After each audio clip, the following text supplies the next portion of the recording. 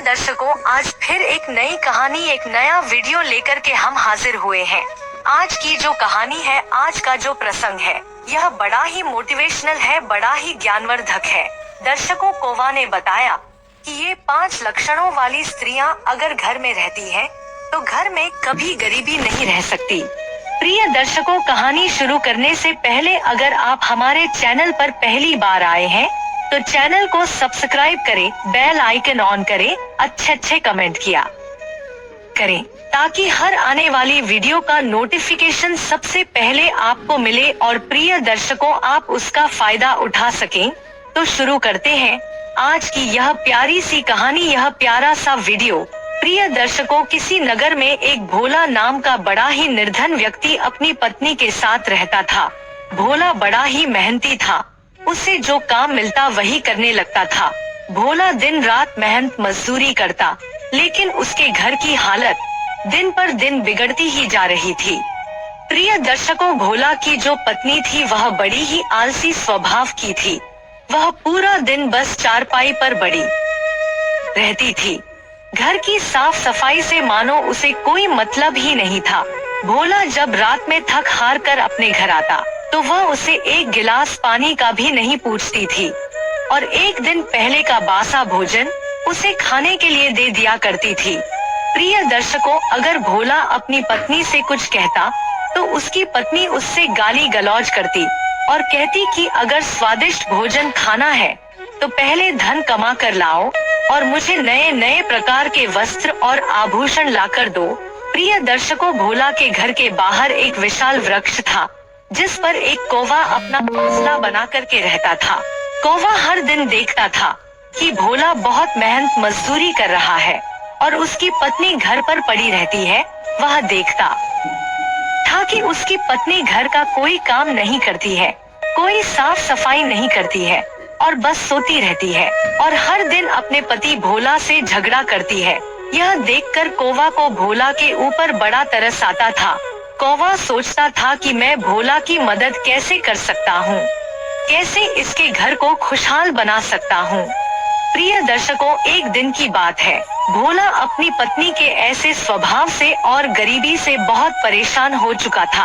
अब तो भोला सोचने लगता है कि ऐसे जीवन का कोई फायदा नहीं, जहाँ घर में हर समय बेइज्जती होती रहे और बाहर इतनी मेहनत करने के बाद भी गरीबी बनी रहे। प्रिय दर्शकों, यही सब बातें सोच सोच कर भोला निश्चय करता है कि वह अब खुदकुशी कर लेगा। अब तो भोला खुदकुशी करने के लिए अपने घर से निकल पड़ता है। तभी प्रिय दर्शकों, क्या होता है कि वृक्ष पर रहने वाला वह कौवा कहता है कि हे भोला, कहाँ जा रहे हो? मैं जानता हूँ कि तुम अपनी जिंदगी से परेशान हो चुके हो। तुम्हारे घर से गरीबी दूर नहीं हो रही है और तुम्हारी पत्नी भी तुम्हारी बहुत बेइज्जती करती है। मैं यह जानता हूँ कि इतनी मेहनत मजदूरी करने के बाद भी तुम्हारे घर में गरीबी क्यों है, क्यों तुम्हारे घर में हर रोज लड़ाई झगड़ा होता है। और मैं आज तुम्हें इसका समाधान बताता हूँ। आज मैं तुम्हें एक कहानी सुनाता हूँ। अगर तुम मेरी इस कहानी के लिए समझ गए, तो तुम कभी गरीब नहीं रहोगे और तुम्हारी पत्नी भी कभी तुम्हारी बेइज्जती नहीं करेगी। प्रिय दर्शकों, अब कौवा अपनी कहानी प्रारंभ करता है। कौवा कहता है कि भोला, बहुत समय पहले की बात है। किसी गांव में एक पति पत्नी रहा करते थे। उनके 2 बच्चे थे, एक लड़का था और एक लड़की थी। भगवान की कृपा से उनके घर में किसी बात की कमी नहीं थी। सारे सुख उनके घर में मौजूद थे। एक दिन की बात है कि पति पत्नी में किसी चीज को लेकर के झगड़ा शुरू हो गया और झगड़ा इतना बढ़ता हुआ चला गया। आपस में लड़ाई इतनी बढ़ती हुई चली गई कि पत्नी ने अपने पति को गाली दे दी और जब पत्नी ने अपने पति को गाली दी, तो पति को गुस्सा आ गया और उसने गुस्से में अपनी पत्नी के गाल पर थप्पड़ मार दिया। और जब पत्नी के गाल पर थप्पड़ लगा, तो पत्नी पति से भी ज्यादा आग बबूला हो गई और उसने पति को उल्टे सीधे शब्द कहे और उल्टे सीधे शब्द कहने के बाद में वह दोनों बच्चों को लेकर के और वह अपने पीहर के लिए निकल गई। प्रिय दर्शकों, कौवा आगे कहता है कि शाम का समय था, रात भी हो चली थी और रात में ही अपने दोनों बच्चों को लेकर के वह पत्नी अपने पीहर के लिए चल दी। जब वह पीहर के लिए गांव से बाहर निकलती है तो रात हो चुकी थी और आगे भयानक जंगल था। जब वह जंगल में पहुंची तो उसी जंगल में एक साधु जी अपने आश्रम में रहते थे। वह अभी तक अपने आश्रम में जाग रहे थे और टहल रहे थे। तभी साधु महाराज ने देखा कि इतनी रात में एक स्त्री 2 बच्चों को लेकर के जंगल की तरफ जा रही है। साधु महाराज सोचने लगे कि यह कहाँ जा रही है और क्यों जा रही है, इसका कारण क्या है। उन्होंने उस स्त्री को रोकना चाहा कि इसको रोक करके पूछते हैं कि बात क्या है, तुम इतनी रात में जंगल के रास्ते कहाँ जा रही हो। प्रिय दर्शकों, फिर साधु ने विचार किया कि अगर हम इसको रोकेंगे तो गांव वाले उल्टा सीधा हमारे बारे में सोचेंगे कि एक साधु आखिर क्यों रात में स्त्री से बात कर रहा है। यह सोच करके वह साधु महाराज रुक गए। उधर वह स्त्री चलती जा रही थी। फिर साधु ने विचार किया अगर यह जंगल में आगे बढ़ गई तो जंगली जानवर आगे रहते हैं जो बहुत खतरनाक है, जो इसको नुकसान पहुंचा सकते हैं, इसकी जान भी ले सकते हैं, इसके बच्चों को भी मार सकते हैं। और हम अगर इसको देख करके इसे रोकेंगे नहीं तो हमें पाप लगेगा। भगवान को जाकर के हम क्या जवाब देंगे। प्रिय दर्शकों, साधु महाराज ने विचार किया कि अब जो होगा सो देखा जाएगा, लेकिन हम इस स्त्री को रोकेंगे जरूर और इससे कहेंगे कि इतनी रात में तुम कहाँ जा रही हो। यह सोच करके साधु महाराज जो थे वो स्त्री के पास में पहुँचे और उसे रोक लिया और कहा कि तुम इतनी रात में कहाँ जा रही हो। तुम्हारे साथ में यह 2 छोटे छोटे बच्चे, सारे दोष हमारे ही बताए होंगे, यह मैं जानता हूँ, लेकिन इसकी गलती है। ससुर ने पूछा बेटा वही तो जानना चाहता हूँ कि इसकी गलती क्या है। तो जो भी बात सत्य हुई थी उस दामाद ने अपने ससुर को बता दी कि थोड़ी सी बात को लेकर के झगड़ा हुआ और इसने हमको गालियाँ दी और जब इसने गालियाँ दी तब मुझे गुस्सा आ गया, इसलिए मैंने थप्पड़ मार दिया। और पिताजी आप ही बताइए कि कहते हैं कि स्त्री घर की लक्ष्मी होती है और जब लक्ष्मी पति का सम्मान नहीं करेगी और गालियां देगी तो इससे गलत बात इसके लिए और क्या हो सकती है, इसलिए मैंने इसको थप्पड़ मार दिया। प्रिय दर्शकों, वह पिता जब अपनी बेटी की यह हरकत सुनता है तो कहता है कि बेटी क्या तुमने ऐसा किया, तुमने हमसे झूठ बोला था और तुमने अपने पति को गालियां दी। अब दर्शकों, वह बेटी चुपचाप खड़ी रही। तब पिता को गुस्सा आ गया और उसने कहा कि तुम हमारी बेटी तो हो, लेकिन अब तुम किसी की स्त्री भी बन चुकी हो और स्त्री के बाद अब तुम एक माँ भी बन चुकी हो।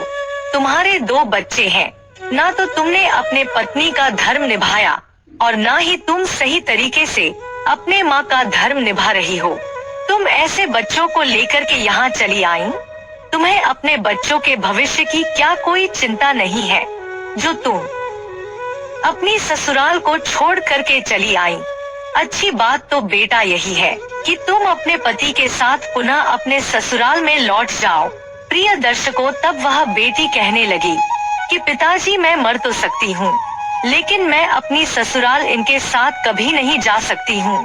तब पिता ने समझाया कि बेटी तुम अज्ञानी हो, तुम्हारे अंदर अभी क्रोध भरा हुआ है और ये अज्ञान तुम्हें एक दिन ले डूबेगा।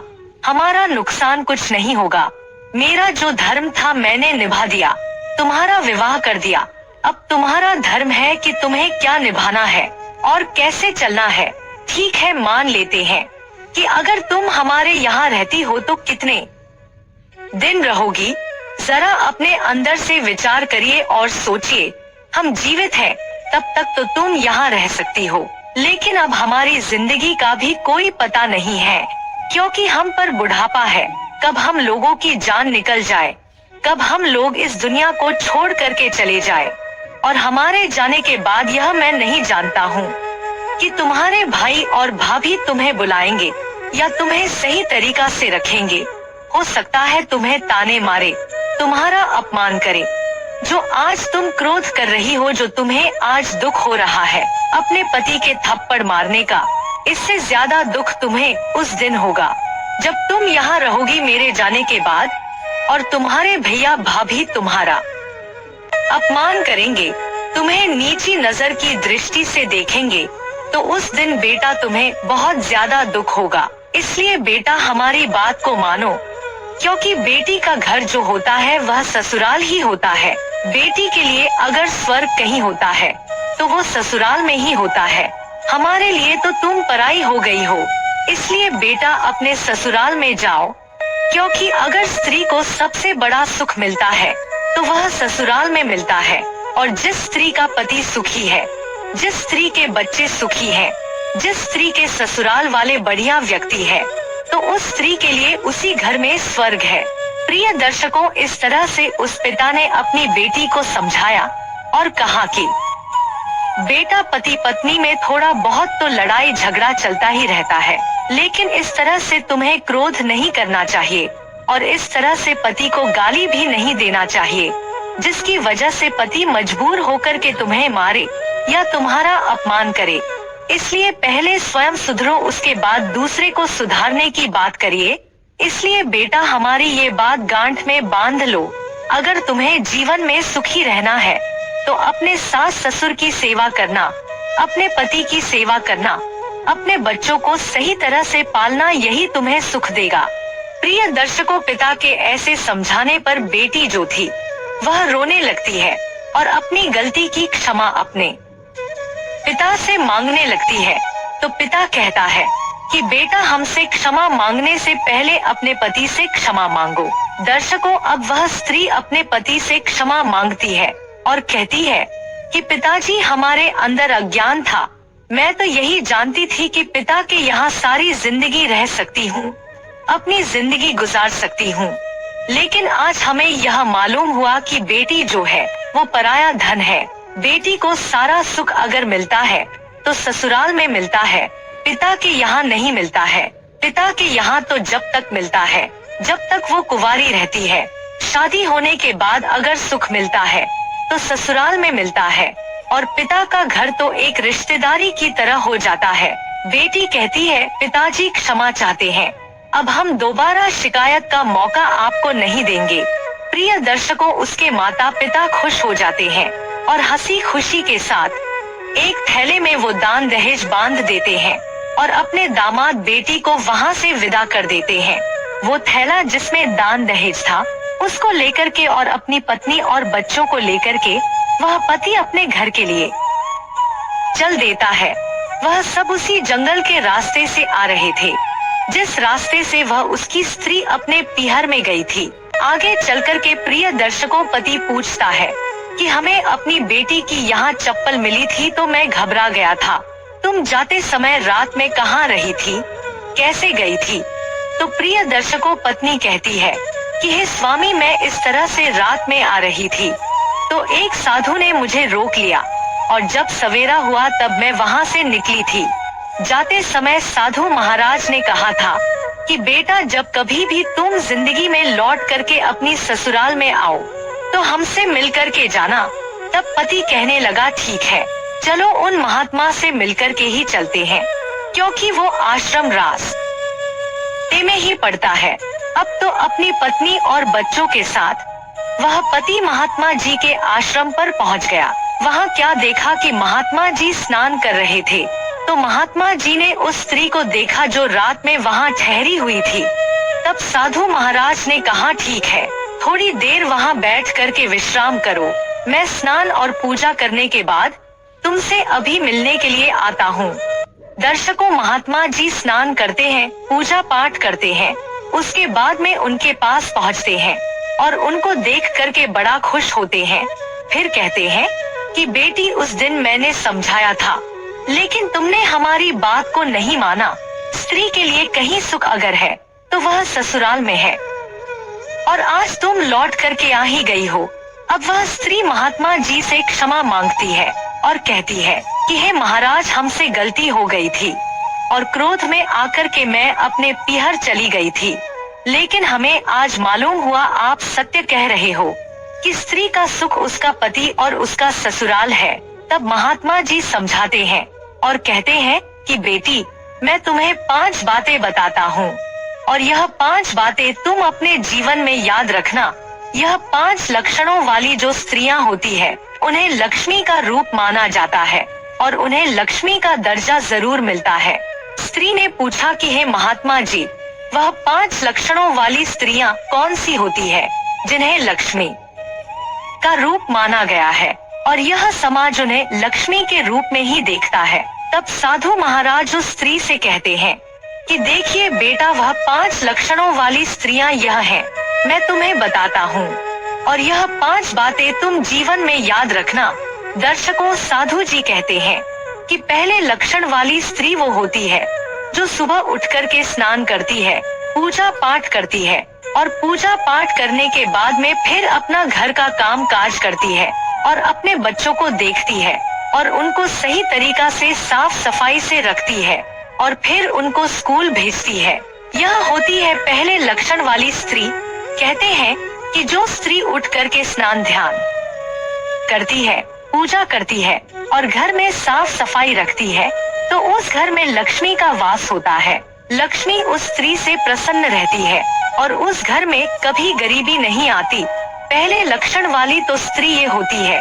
प्रिय दर्शकों, दूसरे लक्षण वाली स्त्री बताते हुए वह साधु महाराज कहते हैं कि देखिए बेटा, दूसरे लक्षण वाली स्त्री यह है कि जो स्त्री अपने पति का, अपने सास ससुर का, अपने परिवार का और अपने बच्चों का ध्यान रखती है कि हमारे बच्चे दुखी तो नहीं हैं, हमारे बच्चों के पास में क्या कमी है, किस चीज की जरूरत है, हमारे पति क्या चाहते हैं, भूखे तो नहीं है, प्यासे तो नहीं है, हमारे सास ससुर भूखे तो नहीं है, प्यासे तो नहीं है, उनका जो ध्यान रखती है, हर समय ध्यान रखती है, तो उस स्त्री को लक्ष्मी का रूप माना जाता है और लक्ष्मी उससे खुश रहती है।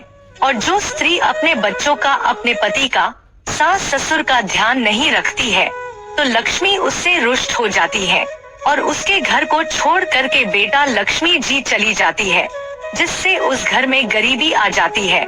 इसलिए हर स्त्री को अपने पति का, अपने सास ससुर का और बच्चों का सही तरीके से ध्यान रखना चाहिए। यही स्त्री का कर्तव्य होता है और यही स्त्री का धर्म होता है। और बेटा, तीसरा लक्षण स्त्री के अंदर यह होना चाहिए कि अपने पति को कभी गाली ना देना। जो स्त्री अपने पति को कभी गाली नहीं देती है, उसका सम्मान करती है और परिवार वालों को, सास ससुर को भी गाली नहीं देती है, उनका सम्मान करती है, अच्छे शब्दों से उनकी इज्जत करती है, मीठा बोलती है, तो वह स्त्री लक्ष्मी का रूप मानी जाती है। और जो स्त्रियां अपने पति को गालियां देती है, अपने सास ससुर को गालियां देती है, अपने परिवार के लिए अपशब्द बोलती है, तो उस स्त्री को लक्ष्मी का दर्जा कभी नहीं मिलता और वह समाज में भी अपमानित होती है। इसलिए हर स्त्री के अंदर यह लक्षण होना चाहिए कि किसी को भी गाली ना दे, सबके साथ मीठा बोले और सबके साथ अच्छा बर्ताव करे। ऐसी स्त्री को ही लक्ष्मी का रूप मिलता है। और चौथे लक्षण वाली स्त्री वो होती है जो स्त्री घर आए अतिथि का सम्मान करती है, भिखारियों को भीख देती है, वही स्त्री लक्ष्मी का रूप कहलाती है। बेटा, जो स्त्रियां घर आए अतिथि का सम्मान नहीं करती है, उनको खाने पीने की नहीं पूछती है, भिखारी को भीख नहीं देती है, भिखारी दरवाजे पर चिल्लाता रहे और निराश होकर के वो अगर दरवाजे से लौट जाए तो समझ लो कि उस घर में लक्ष्मी कभी नहीं आती है और उस स्त्री से लक्ष्मी क्रोधित हो जाती है। जो स्त्री भिखारी को भीख नहीं देती है, अतिथि का सम्मान नहीं करती है, उससे लक्ष्मी हमेशा के लिए रुष्ट हो जाती है और वह घर कंगाल बन जाता है। इसलिए ये लक्षण स्त्री के अंदर होना चाहिए कि घर आए अतिथि का और भिखारी का भी वह सम्मान करे।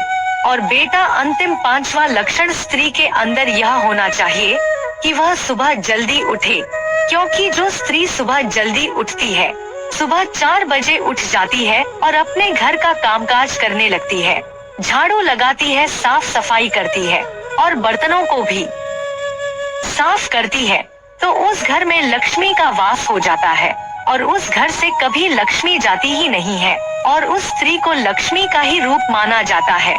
बेटा, जो स्त्रियां देर से उठती है, घंटों तक देर तक सोती रहती है, फिर उठने के बाद अपने श्रृंगार में लग जाती है, ना बर्तनों को देखती है कि बर्तन हमारे गंदे पड़े हैं, ना घर की साफ सफाई करती है, ना झाड़ू लगाती है, ना बच्चों की ओर देखती है कि बच्चों के कपड़े गंदे हैं, बच्चे गंदे घूम रहे हैं, ना उनकी साफ सफाई करती है। तो ऐसी स्त्रियां को लक्ष्मी का रूप नहीं माना जाता है। ऐसी स्त्रियां को लक्ष्मी का रूप मानी जाती है बेटा। और ऐसी स्त्रियां जिस घर में होती है तो उस घर से लक्ष्मी नाराज रहती है। लक्ष्मी उस घर में कभी नहीं जाती है, जिससे वह घर गरीब हो जाता है और उस घर में कभी सुख और शांति नहीं आती। इसलिए बेटा ये अंतिम 5वां लक्षण भी हर स्त्री के अंदर होना चाहिए कि वह सुबह देर से ना उठे, जल्दी उठे और अपने घर की साफ सफाई करे, झाड़ू लगाए और बर्तनों को भी साफ करे और अपने बच्चों की भी देख रेख करे। प्रिय दर्शकों, इस तरह से साधु महाराज जो स्त्रियां लक्ष्मी का रूप होती है, उनके बारे में 5 लक्षण उस स्त्री को बताते हैं और वह स्त्री हाथ जोड़ करके महात्मा जी से क्षमा मांगती है और कहती है कि हे महाराज, आपने स्त्रियों के अंदर यह जो 5 लक्षण बताए हैं, जो होते हैं वो लक्ष्मी का रूप होती है, तो आज के बाद यही लक्षण हम अपने अंदर भी लाएंगे और इसी तरह से हम भी अपने घर जाकर के अपने अंदर ये 5 लक्षणों का कर्तव्य जरूर निभाएंगे। और इसी तरह से मैं भी अपने सास ससुर की, पति की सेवा करूंगी और घर आए अतिथि की भी सेवा करूंगी, भिखारी को भी भीख दूंगी, सुबह जल्दी से उठूंगी, घर में साफ सफाई रखूंगी और बच्चों की भी अच्छी तरीके से देखभाल करूंगी, उनकी परवरिश करूंगी। प्रिय दर्शकों, महात्मा जी बड़े खुश हो जाते हैं और उसके बाद महात्मा से आज्ञा लेने के बाद वह स्त्री अपने पति के साथ में अपने ससुराल चली आती है और अपने सास ससुर के पास जाकर के उनके चरणों में गिर जाती है और उनसे क्षमा मांगती है कि हे पिताजी, आज के बाद मैं कभी रूठ करके अपने पीहर नहीं जाऊंगी, आप लोगों की सेवा करूंगी, अपने पति की भी सेवा करूंगी। दर्शकों, उसके बाद वह 5 लक्षण अपने अंदर वह स्त्री धारण कर लेती है और खुशी खुशी अपने सास ससुर पति के साथ में अपनी जिंदगी को व्यतीत करने लगती है। धीरे धीरे उसके घर में सुख और शांति हो जाती है और किसी भी चीज की कमी नहीं रहती है। तो प्रिय दर्शकों, यह कहानी वह कौवा भोला को सुनाता है और कहता है कि देखा भोला, यह थी मेरी कहानी जिसमें मैंने तुम्हें बताया है कि यह 5 लक्षण जिस स्त्री के अंदर होते हैं वह स्त्रियां लक्ष्मी का रूप मानी जाती है और समाज उन्हें लक्ष्मी के रूप में ही देखता है। और भोला यह कहानी यही सिखाती है उन स्त्रियों को, उन पुरुषों को, कि स्त्री को यह 5 लक्षण अपने अंदर धारण करना चाहिए और पति को कभी अपनी पत्नी का अपमान नहीं करना चाहिए। अगर स्त्री गलत रास्ते पर भटक रही है तो पति का कर्तव्य होता है कि उसे समझाएं, बल्कि उसका कर्तव्य यह नहीं है कि उसको मारे और उस पर हाथ उठाए। पति का धर्म होता है कि उसे अच्छे रास्ते पर लाए और स्त्री का धर्म तो यही होता है कि जो 5 लक्षण बताए हैं, इन लक्षणों के बताए हुए रास्ते पर वह चले और जिससे उसे समाज में सम्मान मिले और लक्ष्मी का भी उसे दर्जा हासिल हो। यही मैं इस कहानी से तुम्हें समझाना चाहता था। इस प्रकार किसी भी घर में सुख और शांति लाई जा सकती है। अब तुम अपने घर जाओ और अपनी स्त्री को इस कहानी के माध्यम से समझाओ कि वह एक लक्ष्मी का रूप बने और घर को खुशहाल बनाए। प्रिय दर्शकों, अब तो भोला बड़ा प्रसन्न हो जाता है और कौवा से कहता है कि धन्यवाद कौवा, जो तुमने मुझे आत्महत्या करने से रोक लिया और मुझे घर में सुख शांति लाने का तरीका बता दिया। अब मैं अपने घर जाता हूँ और अपनी पत्नी को प्रेम से समझाता हूँ कि इन 5 लक्षणों को वह अपने अंदर धारण करे, जिससे हमारे भी घर में सुख शांति आए और लक्ष्मी का वास हो। प्रिय दर्शकों, हमारी